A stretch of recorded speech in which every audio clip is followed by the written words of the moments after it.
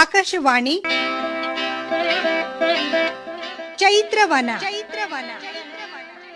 ಲಕ್ಷ್ಮೀಶನ ಜೈಮಿನಿ ಭಾರತದ ಸಮಗ್ರ ವಾಚನ ವ್ಯಾಖ್ಯಾನ ಕಾರ್ಯಕ್ರಮ. ಪ್ರಸ್ತುತಿ ಡಾಕ್ಟರ್ ಎಎಸ್ ಶಂಕರನಾರಾಯಣ. ಪ್ರಿಯ ಕೇಳುಗರಿಗೆಲ್ಲ ನಮಸ್ಕಾರಗಳು ಹಾಗೂ ಕಾರ್ಯಕ್ರಮಕ್ಕೆ ಆತ್ಮೀಯವಾದ ಸ್ವಾಗತ. ಲಕ್ಷ್ಮೀಶನ ಜೈಮಿನಿ ಭಾರತದಲ್ಲಿ ಇಂದು 19ನೇ ಸಂಧಿಯ ಕೆಲ ಪದ್ಯಗಳ ವಾಚನ ಹಾಗೂ ವ್ಯಾಖ್ಯಾನವನ್ನು ಕೇಳಲಿದ್ದೀರಿ. ವಾಚನ ಮಾಡಲಿದ್ದಾರೆ ಶ್ರೀಮತಿ BK ಜಲಜಾ, ವ್ಯಾಖ್ಯಾನ ಮಾಡಲಿದ್ದಾರೆ ಶ್ರೀಮತಿ ಶಾಂತಾ ಗೋಪಾಲ್.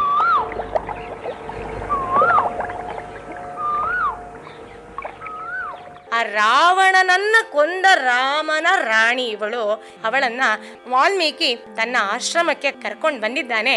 ಅವಳಿಗಾಗಿ ಚಿತ್ರಮಯವಾದಂತಹ ಒಂದು ಸುಂದರವಾದ ಪರ್ಣಶಾಲೆಯನ್ನ ಮಾಡಿಕೊಡ್ತಾನೆ.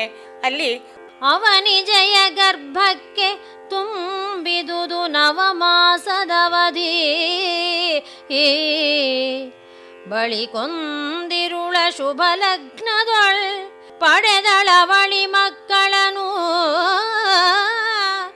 ಉಪಚರಿಸ ವಿದಗ್ಧಾಂದನೆಯರನು ಆ ಸೂತಿಕಾಗ್ರಗದೊಳು ತವಕದಿಂದೈ ತಂದು ಮುನಿವಟುಗಳು ಸಿರಲು ಉತ್ಸವದಿಂದೇ ವಾಲ್ಮೀಕಿ ಮುನಿ ಬಂದು ನೋಡಿ ಕುಶಲವದಿಂದ ಸೇಚನಂಗೈದು ಕುಶಲವರಂದು ಪೆಸರಿಟ್ಟ ನರ್ಭಕರ್ಗೆ.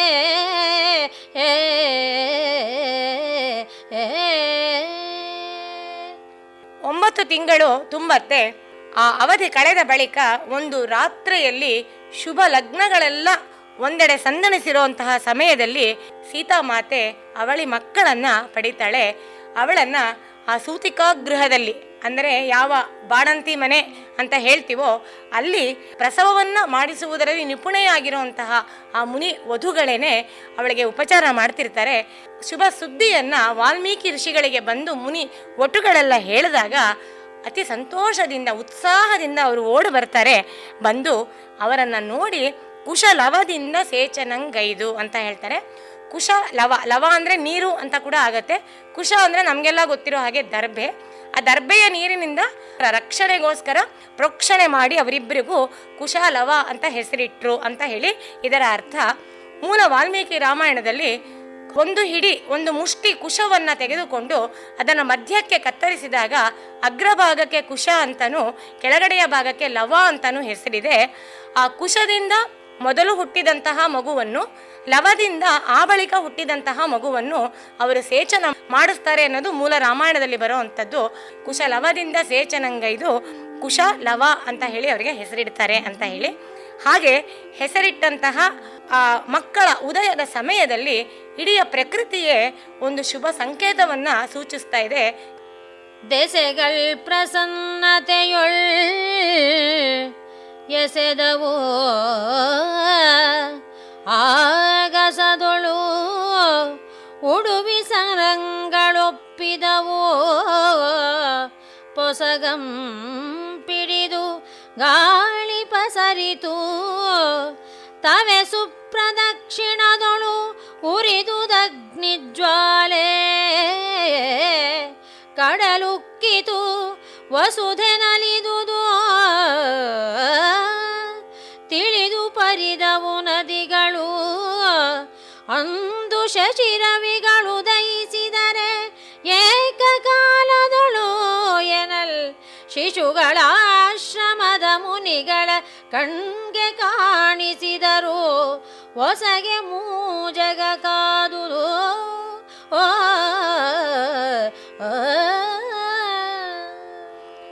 ಮೋಹನಾಕಾರರಾದಂಥ ಇಬ್ಬರು ಶಿಶುಗಳು ಜನಿಸಿದ್ದಾರೆ. ಅದನ್ನು ಗಮಕಿಗಳು ಮೋಹನ ರಾಗದಲ್ಲೇ ಅಭಿವ್ಯಂಜನೆ ಮಾಡಿದ್ದಾರೆ. ಅವರು ಜನ್ಮ ತಳೆದಾಗ ಶುಭ ಶಕುನಗಳು ಹೇಗಿದ್ದವು, ಎಲ್ಲ ದಿಕ್ಕುಗಳು ಕೂಡ ಪ್ರಸನ್ನವಾಗಿದ್ದುವಂತೆ.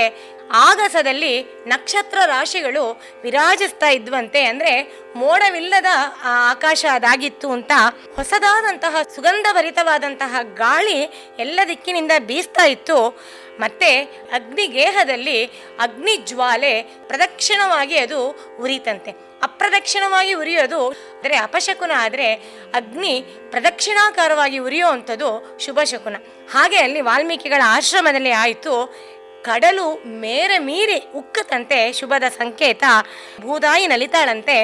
ಎಲ್ಲ ನದಿಗಳು ಕೂಡ ತಮ್ಮ ಬಗ್ಗಡವನ್ನು ಕಳೆದುಕೊಂಡು ತಿಳಿಯಾಗಿ ನಿರ್ಮಲವಾಗಿ ನದಿ ಹರಿತಾ ಇತ್ತಂತೆ. ಹಾಗಿದ್ದಂತಹ ಸಮಯದಲ್ಲಿ ಜಗತ್ತಿಗೆ ಆಶ್ಚರ್ಯ ಏನಂದರೆ, ಶಶಿ ರವಿಗಳು ಇಬ್ಬರು ಒಂದೇ ಕಾಲದಲ್ಲಿ ಹುಟ್ಟಿದ್ರೋ ಅನ್ನೋ ರೀತಿಯಾಗಿ ಆ ಇಬ್ಬರು ಮಕ್ಕಳು, ಶಿಶುಗಳು ಆ ಆಶ್ರಮದ ಜನರ ಕಣ್ಣಿಗೆ ಗೋಚರಿಸ್ತಾರಂತೆ. ಹೀಗೆ ಬೆಳೆಯುತ್ತಿರುವಂಥ ಮಕ್ಕಳನ್ನು ವಾಲ್ಮೀಕಿ ಮುನಿಗಳು ಯಾವ ರೀತಿ ನೋಡ್ಕೊಳ್ತಾ ಇದ್ದಾರೆ ನೋಡಿ. ಬಾಲದೊಡಿಗಗಳೆಲ್ಲ ತುಡಿಸಿ ನೋಡುವಂ, ಬಾಲಲೀಲೆಗಳನ್ನಾಡಿಸಿ ಮುದ್ದು ಮಾಡುವಂ, ಬಾಲಕರ್ಗೆ ಇನಿದಾದ ವಸ್ತುವಂ ಕೊಡುವಂ, ತನ್ನ ತೊಡೆ ಮಡಿಲೊಳಿಟ್ಟು ಲಾಲಿಸುವಂ, ಆವಗಂ ಜಪ ಸಮಾಧಿ ತಪಗಳ ಕಾಲಮಂ ಬಗೆಯದೆ ಮುನೀಶ್ವರಂ ಕುಶಲವರ ಮೇಲಣಕ್ಕರದೊಳು ಇರ್ದನಾಶ್ರಮದೊಳು ಉತ್ಸವಂ ಪೆರ್ಚಿದುದು ದಿನ ದಿನದೊಳು.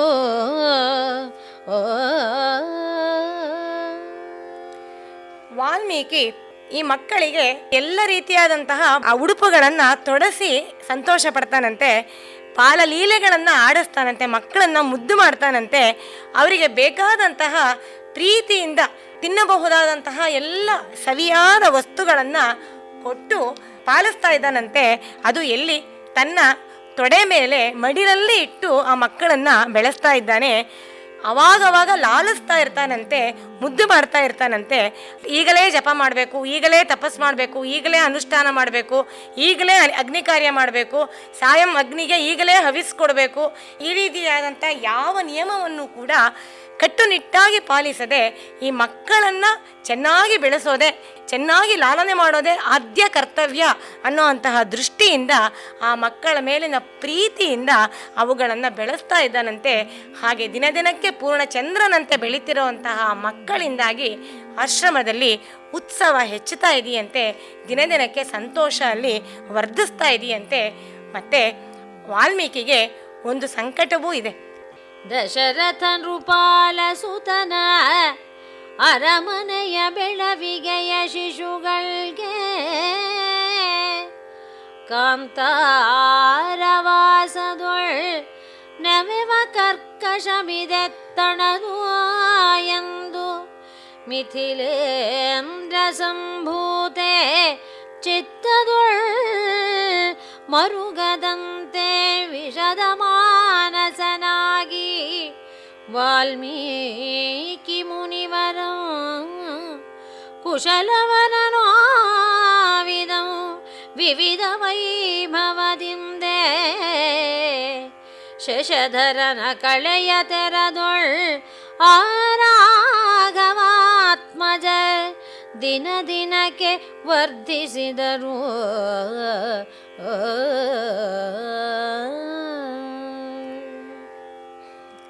ಇವರು ಜನಕನ ಮೊಮ್ಮಕ್ಕಳು. ಇತ್ತ ಕಡೆ ತಾಯಿ ಕಡೆಯಿಂದ, ತಂದೆಯ ಕಡೆಯಿಂದ ನೋಡಿದ್ರೆ ದಶರಥನ ಮೊಮ್ಮಕ್ಕಳು. ಹೀಗೆ ಅರಮನೆಯಲ್ಲಿಯೇ ಬೆಳೆಬೇಕಾಗಿತ್ತು. ವಸ್ತು ವೈಭವಗಳಿಂದ ಕೂಡಿದಂತಹ ದಾಸದಾಸಿಯರಿಂದ ಪರಿವೃತವಾಗಿರುವಂತಹ ವಾತಾವರಣದಲ್ಲಿ ಬೆಳಿಬೇಕಾಗಿತ್ತು ಅಂತ ಹೇಳಿ ಈ ಒಂದು ಕಾಡಿನಲ್ಲಿ ಬೆಳೆಯುವಂತಹ ದೌರ್ಭಾಗ್ಯ ಇವ್ರಿಗೆ ಬಂತಲ್ಲ, ಕಷ್ಟದಲ್ಲಿ ಬೆಳಿಬೇಕಾಗಿ ಬಂತಲ್ಲ ಅಂತ ಹೇಳಿ ಆ ಸೀತೆ ಮರುಗಬಾರ್ದು ಅನ್ನುವಂತಹ ಒಂದು ದೃಷ್ಟಿಯಿಂದ ವಾಲ್ಮೀಕಿ ಧಾರಾಳವಾದಂತಹ ಮನಸ್ಸಿನಿಂದ ಅನೇಕ ವಿಧವಾದಂತಹ ವಸ್ತು ವೈಭವಗಳಿಂದ ಆ ಕುಶಲವರನ್ನು ಪ್ರೀತಿಯಿಂದ ನೋಡ್ಕೊಳ್ತಾ ಇದ್ದಂತೆ. ಸಾಧ್ಯವಾದಷ್ಟು ಎಲ್ಲ ವೈಭವಗಳನ್ನು ಒದಗಿಸಿದ್ದಂತೆ. ಹೀಗೆ ಬೆಳೀತಾ ಬೆಳೀತಾ ಅವನ ಒಂದು ಬೆಳವಣಿಗೆಯಲ್ಲಿ ಹುಣ್ಣಿಮೆಯ ಚಂದ್ರ ಹೇಗೆ ದಿನದಿಂದ ದಿನಕ್ಕೆ ಕಳಾಪೂರ್ಣನಾಗ್ತಾನೋ ಆ ರೀತಿಯಾಗಿ ಬೆಳೆದರು ಅನ್ನೋದು ಈ ಪದ್ಯದ ಭಾವ. ಇಲ್ಲಿ ವಾಲ್ಮೀಕಿ ಮುನಿಯ ಉದಾತ್ತವಾದಂಥ ಮಾನವೀಯ ಗುಣ, ಮತ್ತೊಬ್ಬರ ಮನಸ್ಸಿನ ಒಂದು ಆ ಭಾವವನ್ನು ಅರಿತುಕೊಳ್ಳುವಂತಹ ಸಂವೇದನಶೀಲತೆ, ಪರೇಂಗಿತಜ್ಞತೆ ಇದೆಲ್ಲವನ್ನು ಕೂಡ ಕವಿ ತಂದಿದ್ದಾನೆ. ಮತ್ತೊಂದು ವಿಶೇಷವಾದಂಥ ವಿಷಯ, ಇವನು ಭೂಮಿಯ ಪುತ್ರ, ವಲ್ಮೀಕದಿಂದ ಹುಟ್ಟಿದವನು, ಅವಳು ಭೂಮಿಯಿಂದ ಹುಟ್ಟಿದ ಭೂಮಿಜೆ, ಭೂಮಿಯ ಪುತ್ರಿ.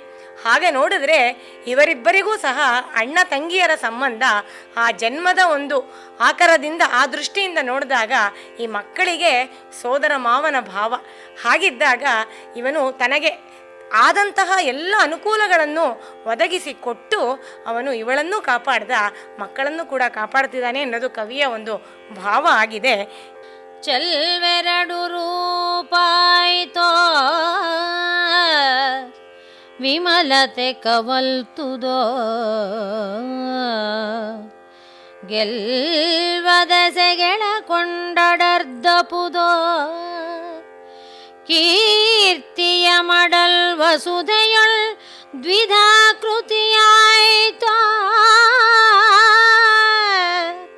ಸಂತಸದ ಬೆಳಸಿನ ಬೆಳೆದ ಪಸುಗೆಯೋ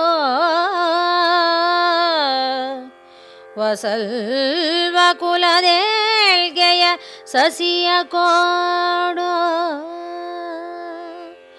ಮೋಹನದ ಬಲ್ವನಲ ಸವಡಿಯೋ ಸೊಗಸಿನ ಬಳಿಯ ಫಲವೋ ಸೊಲ್ಮೊಡಿದು ಪೊಸತನಲ್ ಕುಶಲವರ್ ಕುಶಲದಿಂ ಕಣ್ಗೆಸೆದರಾಶ್ರಮದೊಳು ಓ ಓ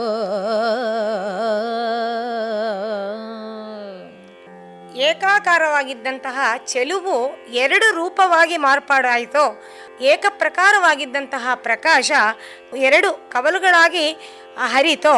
ಮತ್ತು ಈ ಗೆಲುವು ಅನ್ನುವಂಥದ್ದು ದಿಕ್ಕುಗಳೊಡನೆ ಗೆಳೆತನ ಬೆಳೆಸೋದಕ್ಕಾಗಿ ಎರಡು ರೂಪವಾಗಿ ಬೆಳೀತಾ ಹೋಯ್ತೋ. ಕೀರ್ತಿ ಅನ್ನೋದು ಎರಡು ಕವಲಾಯಿತೋ. ಸಂತೋಷ ಅನ್ನುವಂತಹ ಬೆಳವಣಿಗೆ ಪೈರು ಹಬ್ಬಿ ಹರಿದಂತಹ ನೆಲವಾಯಿತೋ. ಒಳ್ಳೆಯ ಒಂದು ವಂಶದ ಸಸಿಯ ಕುಲ, ಒಳ್ಳೆಯ ಕುಲದ ಏಳಿಗೆಯ ರೀತಿಯಾಗಿ ಬೆಳೀತಿರುವಂತಹ ಇವರಿಗೆ ಎರಡು ಕೋಡುಗಳು ಅಥವಾ ಎರಡು ರೆಂಬೆಗಳು ಟೊಂಗೆಗಳಾಗಿ ಟಿಸಿಲೊಡೆದವೋ, ಇಲ್ಲ ಮೋಹನಾಕಾರದಂತಹ ಇವರ ಮೋಹಕತೆ ಆ ಒಂದು ಹೊನಲಿನ ರೂಪದಲ್ಲಿ ಎರಡು ಕವಲುಗಳಾಗಿ, ಎರಡು ಸೀಳುಗಳಾಗಿ ಹೋಗ್ತಾ ಇದೆಯೋ, ಮತ್ತೆ ಸೊಗಸು ಅನ್ನೋದು ಅವಳಿ ಫಲವಾಗಿ ಕಾಣ್ತಾ ಇದೆಯೋ ಅನ್ನುವ ರೀತಿಯಲ್ಲಿ ಕುಶಲವರ್ ಕುಶಲದಿಂದ ಕಣ್ಗೆಸೆದರ ಆಶ್ರಮದರ್. ಇಲ್ಲಿ ಕವಿಯ ಒಂದು ಪದದ ಚಮತ್ಕಾರವನ್ನು ಕೂಡ ಗಮನಿಸಬಹುದು. ಕುಶಲವರ್ ಕುಶಲದಿಂದ, ಕುಶಲವರ್ ನಾಮಪದವ ಈ ಕುಶಲದಿಂದ ಅನ್ನುವಂತಹ ಒಂದು ವಿಶೇಷಣಕ್ಕೆ ಅವನು ಬಳಸ್ಕೊಂಡಿದ್ದಾನೆ. ಹಾಗೆ ಆ ಆಶ್ರಮದಲ್ಲಿ ಅವರು ಸೊಂಪಾಗಿ ಬೆಳೀತಾ ಇದ್ರು ಅನ್ನೋದನ್ನು ಇಲ್ಲಿ ವರ್ಣನೆ ಮಾಡ್ತಾ ಇದ್ದಾರೆ. ಮತ್ತು ಇಲ್ಲಿ ಆ ಮಕ್ಕಳು ತೊಟ್ಟಿಲಲ್ಲಿ ಆಡುವಂತಹ ಆಟವನ್ನು ವರ್ಣನೆ ಮಾಡ್ತಾ ಇದ್ದಾನೆ ಮುಂದೆ. ತೊಟ್ಟಿಲೊಳ್ಳಲಿವ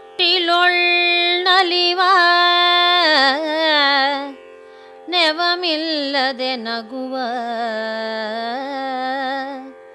ಬಾಯಿಗೆ ಬೆಟ್ಟಿಕ್ಕಿ ಪೀರ್ವ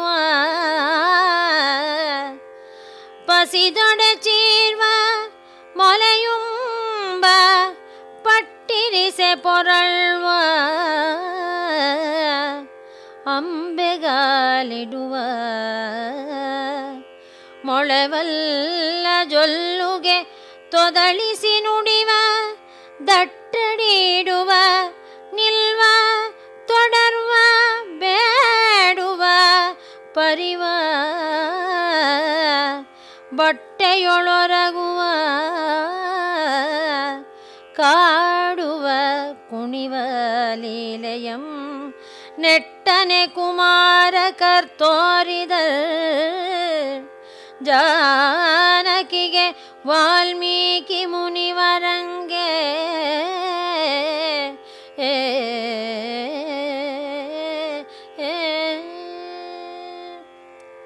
ಜಾನಕಿ ಮತ್ತು ವಾಲ್ಮೀಕಿ ಇಬ್ಬರೂ ಸಹ ಸಮಸಮವಾಗಿ ಈ ಕುಶಲವರ ಶೈಶವದ ಆ ಬೆಳವಣಿಗೆಯ ಸೊಗಸನ್ನು ಒಟ್ಟಿಗೆ ಅನುಭವಿಸ್ತಾ ಇದ್ದಾರೆ. ಹಾಗೆ ತೊಟ್ಟಿಲಲ್ಲಿ ಮಲಗಿಸಿದ್ರೆ ಕೈಕಾಲು ಬಡ್ಕೊಂಡು ಆಟ ಆಡ್ತಾರೆ. ನೆವವೇ ಇಲ್ಲದೆ ನಗತ್ವೆ ಶಿಶುಗಳು, ಹಾಗೆ ಅವರು ಕೂಡ ಮಾಡ್ತಾ ಇದ್ದಾರೆ. ಬಾಯಿಗೆ ಕಾರಣವೇ ಇಲ್ಲದೆ ಬೆಟ್ಟಿಕ್ಕಿಕೊಂಡು ಚೀಪ್ತಾ ಇರ್ತಾರೆ. ಹಸುವಾದರೆ ಜೋರಾಗಿ ಅಳೋದು. ಆಗ ಸ್ತನ್ಯಪಾನವನ್ನು ಮಾಡಿಸಿದರೆ ಹಾಲನ್ನು ಕುಡಿಯುವಂಥದ್ದು, ಹಾಲು ಕುಡಿಸಿ ಮಲಗಿಸಿದಾಗ ಒಮ್ಮೆಲೆ ಹೊರಳಿ ಮಗುಚಿಕೊಳ್ಳುವಂಥದ್ದು, ಮತ್ತು ಅಂಬೆಗಾಲನ್ನು ಇಡುವಂಥದ್ದು, ಹಲ್ಲು ಮೊಳಿತಾ ಇದೆ, ಜೊಲ್ಲು ಸುರಿತಾ ಇದೆ, ತೊದಲು ನುಡಿಗಳು ಹೊರಗೆ ಬರ್ತಾ ಇದೆ, ಮತ್ತು ಹಾಗೆ ಹೀಗೆ ದಟ್ಟರಿಸಿ ಎದ್ದು ನಿಲ್ಲುವ ಪ್ರಯತ್ನ ನಡೀತಾ ಇದೆ. ತೊಡರ್ತಾ ಇದ್ದಾರೆ, ಕೈ ನೀಡಿ ಬೇಡ್ತಾ ಇದ್ದಾರೇನೋ ಅನ್ನೋ ರೀತಿಯಾಗಿ ಕೈ ನೀಡ್ತಾ ಇದ್ದಾರೆ, ಹರಿದಾಡ್ಕೊಂಡು ಹೋಗ್ತಾ ಇದ್ದಾರೆ, ದಾರಿಯಲ್ಲಿಯೇ ಮಲ್ಕೊಳ್ತಾ ಇದ್ದಾರೆ, ಕಾಡ್ತಾರೆ, ಕುಣಿತಾರೆ, ಅನೇಕ ವಿಧವಾದಂಥ ಲೀಲೆಗಳನ್ನು ತೋರ್ತಾ ಇದ್ದಾರೆ ಆ ಮಕ್ಕಳು. ಅದನ್ನೆಲ್ಲವನ್ನು ಇಬ್ಬರೂ ಸಹ ಆನಂದದಿಂದ ಅನುಭವಿಸ್ತಾ ಇದ್ದಾರೆ. ಸೀತೆಗೆ ಸದ್ಯಕ್ಕೆ ಎಲ್ಲ ದುಃಖವೂ ಮರ್ತೋಗಿದೆ. ವಾಲ್ಮೀಕಿಗೆ ಕೂಡ ಆ ಮಕ್ಕಳ ಆಟ ಪಾಠಗಳನ್ನು ನೋಡಿ ತನ್ನ ಜಪಾನುಷ್ಠಾನಗಳನ್ನು ಕೂಡ ಬದಿಗಿರಿಸುವಂತಹ ಒಂದು ಮಾನವೀಯ ಪಕ್ವತೆ ಅವನಿಗೆ ಬರ್ತಾ ಇದೆ. ಮುಂದೆ ನೋಡಿ ಆ ಮಕ್ಕಳು ಹಾಗೇ ಬೆಳೀತಾ ಇದ್ದಾರೆ. ಬಿಡದೆ ಪಾಲ್ಪೀರುವುದ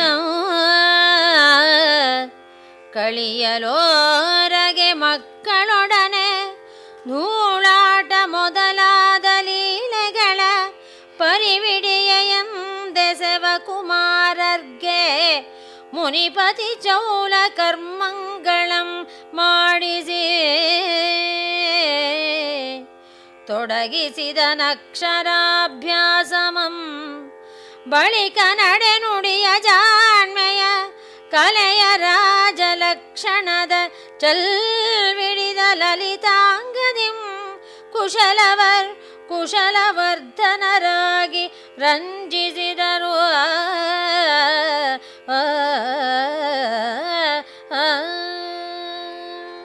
ಶೈಶವ ಕಳೆದಿದೆ, ಬಾಲಕರಾಗ್ತಾ ಇದ್ದಾರೆ, ಆ ಬಾಲಲೀಲೆಗಳನ್ನು ಕೂಡ ಆಡ್ತಾ ಇದ್ದಾರೆ. ಹಾಗೆ ಚೌಲ ಕರ್ಮವನ್ನು ಮಾಡುವಂತಹ ಒಂದು ಸಮಯ ಕೂಡ ಬಂದಿದೆ. ಶಾಸ್ತ್ರೋಕ್ತವಾಗಿ ವಾಲ್ಮೀಕಿ ಮುನಿ ಅವರಿಗೆ ಚೌಲ ಕರ್ಮವನ್ನು ಮಾಡಿಸಿ ಅಕ್ಷರಾಭ್ಯಾಸವನ್ನು ತೊಡಗಿಸ್ತಾರೆ. ಮತ್ತೆ ಅವರು ಅನೇಕ ವಿಧವಾದಂತಹ ಜಾಣ್ಮೆಯ ಕಲೆಯ ರಾಜ ಲಕ್ಷಣಗಳೆಲ್ಲ ಅವರಲ್ಲಿ ಒಂದು ಕಡೆ ಸೇರಿದೆ. ಲಲಿತಾಂಗದಿಂದ ಕೂಡಿದ್ದಾರೆ. ಕುಶಲರಾಗಿ ಅಲ್ಲಿ ವರ್ಧನರಾಗಿ ರಂಜಿಸ್ತಾ ಇದ್ದಾರೆ. ಹೀಗೆ ಆ ಮಕ್ಕಳ ಒಂದು ಚೆಲುವನ್ನ ಹೇಗೆ ವರ್ಣಿಸಿದ್ರೂ ಕವಿಗೆ ಸಾಲ್ತಾ ಇಲ್ಲ. ಮತ್ತೆ ಅವರ ಚೆಲುವಿಕೆಯನ್ನ, ಮೋಹನದ ರೂಪವನ್ನ ವರ್ಣನೆ ಮಾಡ್ತಾ ಇದ್ದಾನೆ ನೋಡಿ. ಶ್ರೀಮಾಧವನ ಮನೋಹರದ ಸೌಂದರ್ಯಮಂ ಕಾಮನ ಜನಕನ ಕಮನೀಯ ಲಾವಣ್ಯಮಂ ರಾಮಚಂದ್ರನ ರಾಮಣೀಯಕದ ರೂಪಮಂ ತಾಳ್ದೊಗೆದ ಸುಕುಮಾರರ ಕೋಮಲಾಂಗದ ಸೊಬಗನು ಅಭಿವರ್ಣಿಸುವರುಂಟೆ ಭೂಮಿಯೊಳ್ ಚೆಲ್ವಿಗೆ ವಸಂತನಂ ಮದನನಂ ಸೋಮನಂ ಪಡಿಯಿಡಲ್ ಪುನರುಕ್ತಮಪ್ಪುದು ಎನೆ ಕುಶಲವರ್ ಕಣ್ಗೆಸೆದರು.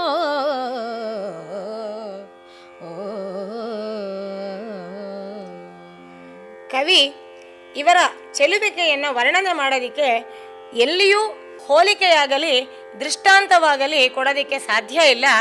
ಯಾಕೆ ಅಂದರೆ ಯಾವುದೇ ಹೋಲಿಕೆಯನ್ನು ಕೊಟ್ಟರೂ ಕೂಡ ಆ ಹೋಲಿಕೆಗೂ ಮೀರಿದಂಥ ಮೋಹನದ ರೂಪ ಇವರದ್ದು. ಮತ್ತು ಆ ಕೊಡುವಂತಹ ಹೋಲಿಕೆಗಳಾದರೂ ಕಾವ್ಯದಲ್ಲಿ ಬಳಸಿ ಅದು ಪುನರುಕ್ತಿ ದೋಷವೇ ಆಗೋಗುತ್ತೆಯೇ ಹೊರತು ಆ ಕುಶಲವರ ಒಂದು ಮೋಹನಾಕಾರವನ್ನಾಗಲಿ ಅವರ ಸೊಬಗನ್ನಾಗಲಿ ಚೆಲ್ವಿಕೆಯನ್ನಾಗಲಿ ಪೂರ್ಣವಾಗಿ ವರ್ಣಿಸಿದಂತಹ ಒಂದು ಸಾರ್ಥಕ್ಯ ಬರುವುದಿಲ್ಲ ಅನ್ನುವಂಥ ಅಭಿಪ್ರಾಯದ ಜೊತೆಗೆ ಈ ಷಟ್ಪದಿಯಲ್ಲಿ ಹೇಳ್ತಾ ಇದ್ದಾನೆ. ರಾಮಚಂದ್ರನ ರಾಮಣೀಯಕವಾದಂತಹ ರೂಪು ಇವರಲ್ಲಿ ಸಂದಳಿಸಿದೆ. ಯಾಕೆ ಅಂದರೆ ರಾಮಚಂದ್ರನೇ ಇವರಿಗೆ ತಂದೆ. ಕಾಮನ ಜನಕ ಅಂದರೆ ವಿಷ್ಣು ಕಾಮನ ಜನಕ ಅಂದರೆ ಮದನನ ತಂದೆ ಅನ್ನೋದು ನಮಗೆ ಗೊತ್ತಿದೆ. ಮದನ ಸೌಂದರ್ಯಕ್ಕೆ ಪರಿಭಾಷೆ. ಅವನನ್ನು ಹೋಲಿಸೋಣ ಅಂದರೆ ಎಲ್ಲರೂ ಹೋಲಿಸಿದರೆ ಅವರಿಗಿಂತ ಹೆಚ್ಚಿನ ರೂಪು ಇವನಿಗೆ. ಮಾಧವ, ಲಕ್ಷ್ಮಿಗೆ ಒಡೆಯನಾದಂಥ ಮಾಧವ, ಆ ಲಕ್ಷ್ಮಿಯೇ ಚೆಲುವಿನ ಒಂದು ಆಕಾರ. ಅವಳಿಗೆ ಇವನು ಒಡೆಯ, ಹೃತ್ಕಮಲದಲ್ಲಿ ಅವಳನ್ನು ಇಟ್ಕೊಂಡಿದ್ದಾನೆ. ಅಂಥವನ ಮನೋಹರವಾದ ರೂಪನ್ನು ಇವರಿಗೆ ಹೋಲಿಸೋಣ ಅಂದರೆ ಅದು ಕೂಡ ಹಳೆಯದಾದಂಥ ಹೋಲಿಕೆನೇ ಆಗಿದೆ. ಹಾಗಾಗಿ ಚೆಲುವಿಕೆಗೆ ವಸಂತನನ್ನಾಗಲಿ ಮದನನ್ನಾಗಲಿ ಚಂದ್ರನನ್ನಾಗಲಿ ಯಾವುದನ್ನು ಹೋಲಿಸಿದರೂ ಇವಕ್ಕೆ ಪುನರುಕ್ತಿ ದೋಷ ಅನ್ನೋದು ಸಲ್ಲಿಯೇ ಸಲ್ಲುತ್ತೆ. ಅದೆಲ್ಲಕ್ಕೂ ಮೀರಿದ ಚೆಲುವು ಇವರದು ಅನ್ನೋದನ್ನು ಕವಿ ಹೇಳ್ತಾ ಇದ್ದಾನೆ. ಹೀಗೆ ಚೆಲುವಿಕೆಯೇ ಕವಲಾದ ರೀತಿಯಾಗಿ ಅವರು 12 ವರ್ಷಗಳನ್ನು ಕಳೀತಾರೆ. ಆಗ ಉಪನಯನ ಸಂಸ್ಕಾರದ ಒಂದು ವೇಳೆ ಬರ್ತಾ ಇದೆ. ದ್ವಾದಶಾಬ್ದದ ಮೇಲೆ ಮುನಿಪಂ ಕುಮಾರರ್ಗೆ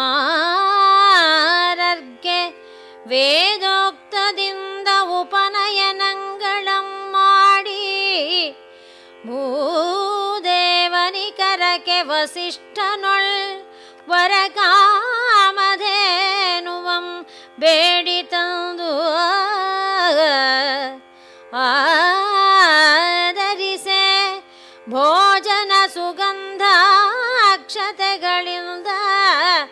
ಆದುದು ಅತಿ ವೈಭವದಿಂದ ಉತ್ಸವಂ.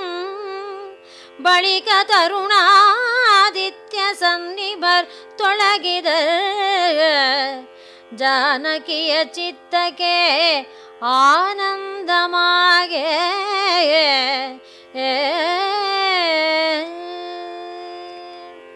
12 ವರ್ಷ ಕಳೆದು 13ನೇ ವರ್ಷಕ್ಕೆ ಬಂದಾಗ ವೇದೋಕ್ತ ಕ್ರಮದಿಂದ ಉಪನಯನ ಸಂಸ್ಕಾರವನ್ನು ಮಾಡ್ತಾ ಇದ್ದಾರೆ.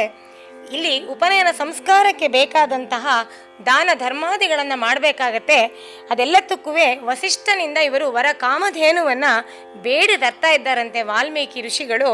ಹಾಗೆ ತಂದು ಈ ದಶರಥನ ಮೊಮ್ಮಕ್ಕಳಾದಂಥ ಲವಕುಶರಿಗೆ ಆ ದಶರಥನ ಅರಮನೆಯಲ್ಲಿ ಯಾವ ಮಟ್ಟದಲ್ಲಿ ನಡೀತಾ ಇತ್ತೋ ಅಷ್ಟೇ ವೈಭವದಿಂದ ಇಲ್ಲಿ ಭೋಜನ, ಸುಗ್ರಾಸವಾದಂಥ ಭೋಜನ, ಸುಗಂಧ, ಅಕ್ಷತೆ, ದಾನ ಧರ್ಮ ಎಲ್ಲದರಿಂದಲೂ ಕೂಡ ಸಂಭ್ರಮದಿಂದ ಉಪನಯನ ಸಂಸ್ಕಾರವನ್ನು ಮಾಡಿದ್ದಾರೆ.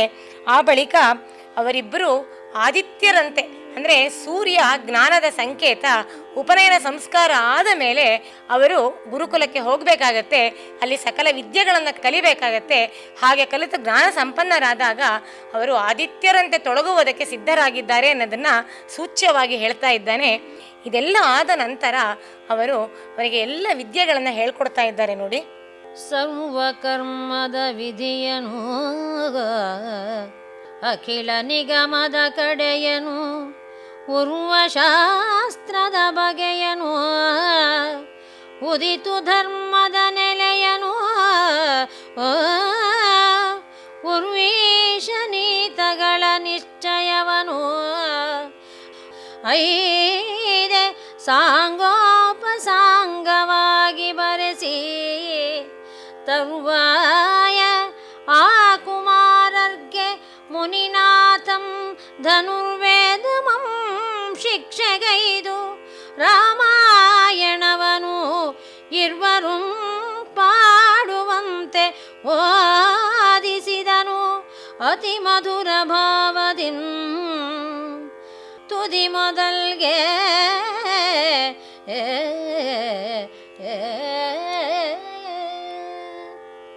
ಈ ಒಂದು ಷಟ್ಪದಿಯಲ್ಲಿ ಕವಿ ರಾಜನಾಗುವವನಿಗೆ ಯಾವ ರೀತಿಯ ವಿದ್ಯೆಗಳೆಲ್ಲ ಇರಬೇಕಾಗ್ತಿತ್ತು, ಹಿಂದೆ ನಮ್ಮ ಪರಂಪರೆಯಲ್ಲಿ ರಾಜರುಗಳಿಗೆ ಯಾವ ರೀತಿಯ ಶಿಕ್ಷಣಗಳನ್ನೆಲ್ಲ ನೀಡ್ತಾ ಇದ್ರು ಅನ್ನೋದನ್ನು ಸೂಚ್ಯವಾಗಿ ಹೇಳಿದ್ದಾನೆ. ಲವಕುಶರಿಗೆ ಉಪನಯನದ ನಂತರ ಸ್ವತಃ ವಾಲ್ಮೀಕಿ ಮಹರ್ಷಿಗಳೇ ಎಲ್ಲ ರೀತಿಯ ಕರ್ಮಕಾಂಡವನ್ನು ಹೇಳ್ಕೊಟ್ಟಿದ್ದಾರೆ. ಮತ್ತು ವೇದಾಂತಗಳನ್ನೆಲ್ಲ ಕೂಡ, ಅಂದರೆ ಪೂರ್ವ ಮೀಮಾಂಸೆ, ಉತ್ತರ ಮೀಮಾಂಸೆ, ಇದೆಲ್ಲವನ್ನು ಕೂಡ ಹೇಳ್ಕೊಟ್ಟಿದ್ದಾರೆ. ಅನೇಕ ಬಗೆಯ ಶಾಸ್ತ್ರಗಳನ್ನೆಲ್ಲ ಹೇಳ್ಕೊಟ್ಟಿದ್ದಾರೆ. ಮತ್ತು ಧರ್ಮಶಾಸ್ತ್ರ, ಧರ್ಮದ ನೆಲೆ ಏನು, ಮತ್ತು ರಾಜನೀತಿ ಅಂದರೆ ಏನು, ಇದೆಲ್ಲವನ್ನು ಸಾಂಗೋಪಾಂಗವಾಗಿ ಹೇಳ್ಕೊಟ್ಟಿದ್ದಾರೆ ಅವರಿಗೆ. ಅಂದರೆ ಚತುರ್ದಶ ವಿದ್ಯೆಗಳು ಅಂತ ನಾವೇನು ಹೇಳ್ತೀವೋ ಆ ಎಲ್ಲ ಚತುರ್ದಶ ವಿದ್ಯೆಗಳನ್ನು ಕೂಡ ಸಾಂಗೋಪಾಂಗವಾಗಿ ಅವರಿಗೆ ಹೇಳಿಕೊಟ್ಟು ಆ ಬಳಿಕ ಆ ಕುಮಾರರುಗಳಿಗೆ ಅವರು ಧನುರ್ವೇದವನ್ನು ಕೂಡ ಹೇಳ್ಕೊಟ್ಟಿದ್ದಾರೆ. ಪಂಚಮ ವೇದ ಅಂತ ಕೂಡ ಕರೀತಾರೆ ಧನುರ್ವೇದವನ್ನು. ಆ ಧನುರ್ವೇದವನ್ನು ಹೇಳಿಕೊಟ್ಟು ಆನಂತರ ತಾವೇ ಆ ಹೊತ್ತಿಗೆ ರಚಿಸಿದ್ದಂತಹ ರಾಮಾಯಣವನ್ನು, ಅದರ ಗಾನವನ್ನು ಇಬ್ಬರಿಗೂ ಶಾಸ್ತ್ರೋಕ್ತವಾಗಿ ಸಂಗೀತ ಶಾಸ್ತ್ರದ ರಾಗ ತಾಳಗಳ ಜೊತೆ ಆರಂಭದಿಂದ ಅಂತ್ಯದವರೆಗಿನ ಅಕ್ಷರಗಳನ್ನು ಬಾಯಿಪಾಠ ಮಾಡಿಸಿದ್ದಾರೆ. ಆ ಕಾವ್ಯವನ್ನು ಎಲ್ಲಿ ಬೇಕಾದರೂ ಅವರು ಹಾಡ್ಬೋದು ಆ ರೀತಿಯಾಗಿ. ಅಂದರೆ ನಮ್ಮ ಪರಂಪರೆಯಲ್ಲಿ ಒಬ್ಬ ರಾಜ ಆಗೋದು ಒಂದು ತಪಸ್ಸಿದ್ದಂತೆ. ಇಷ್ಟು ಶಾಸ್ತ್ರಗಳನ್ನು, ಇಷ್ಟು ವಿದ್ಯೆಯನ್ನು ಎಲ್ಲವನ್ನೂ ಅವನು ಕಲಿತಿರಲೇಬೇಕಾಗ್ತಿತ್ತು. ಪಂಡಿತರನ್ನ ಪೋಷಿಸುವಂತಹವರು ಧರ್ಮದ ನೆಲೆಗಟ್ಟಿನಲ್ಲಿ ರಾಜ್ಯವನ್ನು ಆಳುವಂಥವರೇ ಆಗಿರ್ತಾ ಇದ್ರು. ಅದನ್ನು ಬಲ್ಲವರು ನಮ್ಮ ಆರ್ಷ ಕವಿಗಳು. ಆ ಪರಂಪರೆಯಲ್ಲಿ ಬರುವಂಥವನು ನಮ್ಮ ಲಕ್ಷ್ಮೀಶ ಅದನ್ನು ಸೂಕ್ಷ್ಮವಾಗಿ ಸೂಚ್ಯವಾಗಿ ಒಂದು ಷಟ್ಪದಿಯಲ್ಲಿ ಹಿಡಿದಿಟ್ಟಿದ್ದಾನೆ. ಹೀಗೆ ಮಕ್ಕಳು ಸರ್ವಾಂಗ ಸುಂದರರಾಗಿ ಬೆಳೀತಾ ಇದ್ದಾರೆ. ಸೀತೆ ಅದನ್ನು ನೋಡಿ ನಲಿತಾ ಇದ್ದಾಳೆ. ವಾಲ್ಮೀಕಿ ಮೆಚ್ಚುತ್ತಾ ಇದ್ದಾರೆ ನೋಡಿ. ಸೀತೆ ನಲಿವಂತೆ ವಾಲ್ಮೀಕಿ ಮೆಚ್ಚುವ ತೆರೆದೊಳು ಆ ತಪೋವನದ ಮುನಿಗಣಮೈದೆ ಕೊಂಡಾಡಲ್. ಆ ತರುಣರೀರ್ವರ್ ಮಧುರ ವೀಣಗಳ ಮೇಳಾಪದಾಲಾಪಂಗಳ ಗೀತದೊಳ್ ಸಂಕೀರ್ಣ ಶುದ್ಧ ಸಾಳಗದಿಂದ ರಸಾತಿಶಯ ಮನೆ ಪಾಡುವರ್. ದೇವನಗರಿ ನಿಕೇತನ ಶ್ರೀಪತಿಯ ಚಾರಿತ್ರಮಪ್ಪ ರಾಮಾಯಣವನು ಅನುದಿನದೊಳು